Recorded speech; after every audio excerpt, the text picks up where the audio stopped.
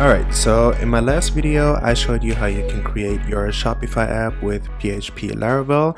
And if you don't remember, it looks like this. This is the basic app. This is what your app will look like if you just create your Shopify Laravel app over the CLI. But we haven't taken a look into the code, so we didn't look what's under the hood yet. So that's the purpose of this video. I just want to briefly take a look of all of the code that they bootstrapped. I just want to show you what they've done for you already, so you don't have to configure anything anymore, or less. It's not that you don't have to configure anything, just configure less. And yeah, so let me just jump right into VS Code right here. And just to let you know, the first thing that I did is I initialized a Git repo. I haven't pushed it to GitHub yet, but just initialized this Git repo. If you don't know how to do that, just say git init and your repo will be initialized. I've committed all my changes already, so I'm out here with a newly created Git repo. All right, and yeah, so here we are in our app JSX. This means that we are running React here. This is because Shopify Polaris, their front-end framework, is basically based on React, and they created a lot of React components for you to use. I believe that there's also a version for Vue if you're using Vue, but it's not officially supported by Shopify. There are some Git repos that use Vue or try to convert this into Vue components. I'm not quite sure. You will have to Google it, and then you can see how that works. I just saw that something like that is possible. Anyways, we're working with React here, and you can already see what they have done for us here. They already set up the a browser router. They already set us up with providers and a client router, this app provider. All of this is necessary for you to really work with Polaris, and I've also made a tutorial on how to use browser router with React Polaris, and it's a very complicated topic, so I'm very happy that they set us up with that here already, so you don't have to configure that anymore. So you can see they took a lot of work, a lot of configuration work. So the first thing that you want to do in order to see some changes that you make to your React app is you always want to run npm run watch. That will make sure that any changes you make to your React app will be seen, and the React compiler will compile your changes to the public folder here, and then you can see your changes on the Shopify page. Okay, so npm run watch is running, and now let's just say I want to set a new navigation link right here. I'm going to show you really quick how that is done, because that is really easy. All you have to do is go to this component right here, app navigation, and you can already see here that you have this navigation menu and you have those other navigation menus here. So all I want to do is just copy those lines, and let's just say I want to create a new tab called account. Let me say the label will be account as well. The destination will be account. Now I have to add this to this array, say account here as well, and also say account here, and this will be active account. So let me save this file. Now I will have to go back to my app.jsx and define this route here. say account, and I will choose my component and say account as well. I won't create a new component here. I'm gonna just do it within this file, just like they did with the example page. Copy this and say account page. All right, and we got an error. Oh yeah, this is supposed to be account page. Let me copy this and say account page.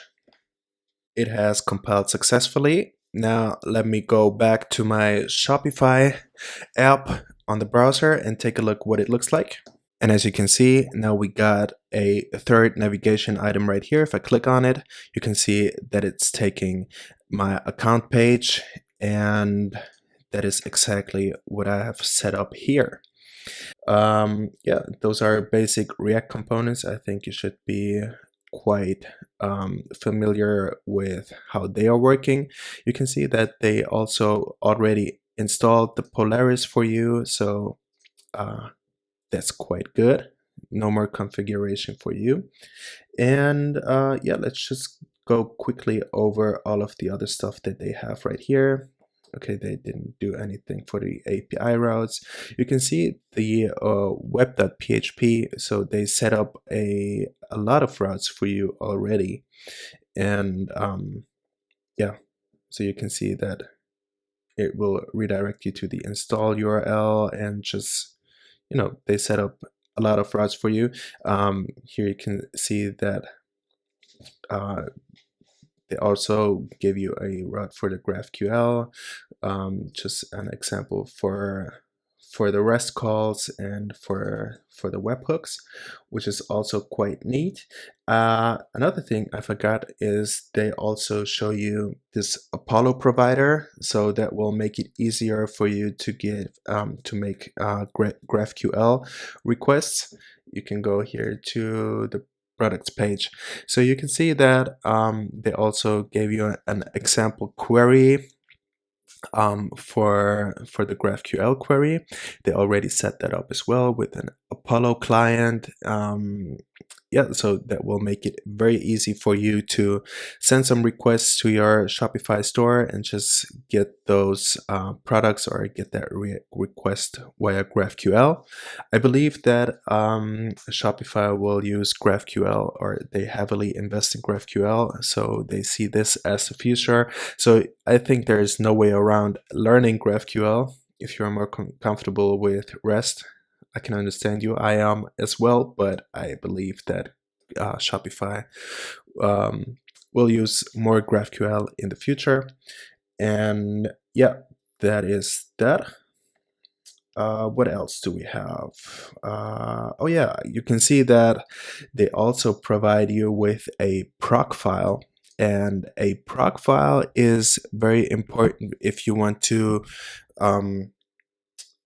deploy your app to Heroku.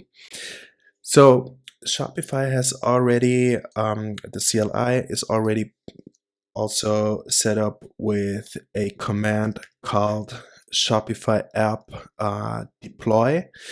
For some reason, it doesn't work for me yet. Maybe I'm doing something wrong. Maybe you can just comment if there's something that I'm missing. But if you go to the documentation, if you take a look right here and say Shopify App Deploy Heroku, actually they will tell you that your app should be able to deploy to Heroku. However, if I do it in the terminal, then it won't work for some reason. Let me show you.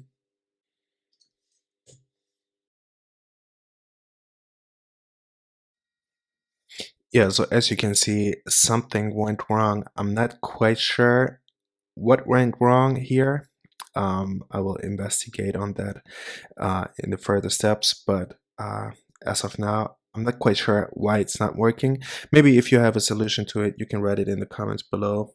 I'm not quite sure. But anyways, they already set you up with a proc file. So you can, of course, you can also deploy your app manually. I've also made a video on how to deploy your Laravel app to Heroku, so you can watch that if you want to know how that is done. And yeah, they have already set you up with the necessary files. You got the proc file right here, and I believe they also set you up with an nginx config file somewhere. Yeah, they got that nginx config right here. So you got everything set up for you to deploy your app to Heroku. You just got to do it manually. And yeah, that is that. What else do we have? Basically everything that you would expect from a Laravel app. You got your views. They set that up already, so that this is where your React app will live in. And you got your title right here. What else? Just like you would expect, you get your migration files. I haven't done any DB migrate yet, but you know, you can just migrate your database files right here. Yeah, you got everything just like you would expect from a typical Laravel app. Most important part was for me to show you how they set up this React app, which saves you a ton of time. And so you can just start creating your app right away. All right, so I hope you could learn something. I hope this gave you some insights on the code base of your Laravel application. And I hope you leave a like and subscribe. And see you in the next one.